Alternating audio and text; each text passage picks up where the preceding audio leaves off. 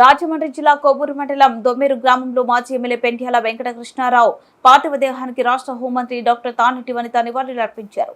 వారి కుటుంబ సభ్యులను ఓదార్చి కృష్ణబాబు ఆత్మకు శాంతి చేకూరాలని భగవంతుని ప్రార్థించారు. హోంమంత్రితో పాటు తండ్రి మాజీ ఎమ్మెల్యే జొన్నకుటి బాబాజీరావు కుటుంబ సభ్యులు మరియు కొవ్వూరు గోపాలపురం నియోజకవర్గాల స్థానిక ప్రజాప్రతినిధులు నాయకులు నివాళులర్పించారు. ఈ సందర్భంగా ఆమె మాట్లాడుతూ తమ రాజకీయ గురువులు శ్రేయోభిలాషులు పెంట్యాల కృష్ణబాబు మరణం చాలా బాధాకరమని, కృష్ణబాబు మరణం వ్యక్తిగతంగా తమ పార్టీకి తీరని లోటని, భౌతికంగా ఆయన దూరమైనప్పటికీ ఆయన చేసిన సేవల రూపంలో ఎప్పటికీ చిరస్మరణీయంగా బతికే ఉంటారని అన్నారు. పెంట్యాల కృష్ణబాబు గారు మా రాజకీయ గురువులు, మా శ్రేయోభిలాషులు మరి ఈ రోజున అకాల మరణానికి గురై భౌతికంగా మాకు దూరం అవడం అనేది చాలా బాధాకరం.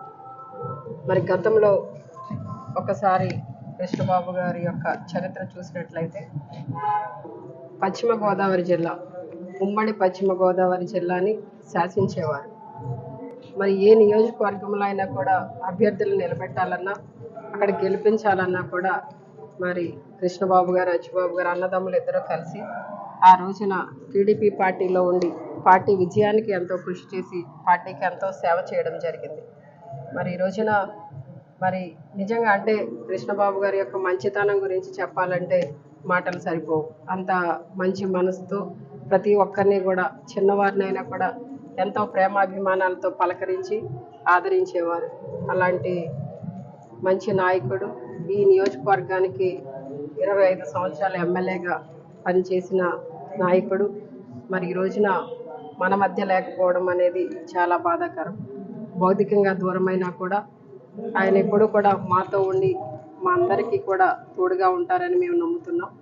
ఎందుకంటే ఈ రోజున మరి రాజకీయ గురువులుగా ఉన్న కృష్ణబాబు గారు భౌతికంగా దూరమైనా కూడా వారి అందించిన సలహాలతో, వారి ఇచ్చిన గైడెన్స్తో మేము మరి వారి ఇచ్చిన మంచి ప్రోత్సాహంతోనే ఈ రోజున పార్టీల్లో నడుస్తున్నాము. మరి నిజంగా ఈ రోజున కోల్పోవడం అనేది ఆయన్ని చాలా బాధాకరమైంది. నియోజకవర్గమే కాదండి, జిల్లానే కాదు, మొత్తం వ్యక్తిగతంగా కూడా మేమంతా కూడా చాలా బాధపడుతున్నాం.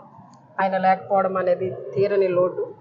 మరి వారి కుటుంబ సభ్యులందరికీ కూడా దేవుడు ధైర్యాన్ని ఇవ్వాలని, ఆయన ఆత్మకి శాంతిని ఇవ్వాలని కోరుకుంటున్నాను.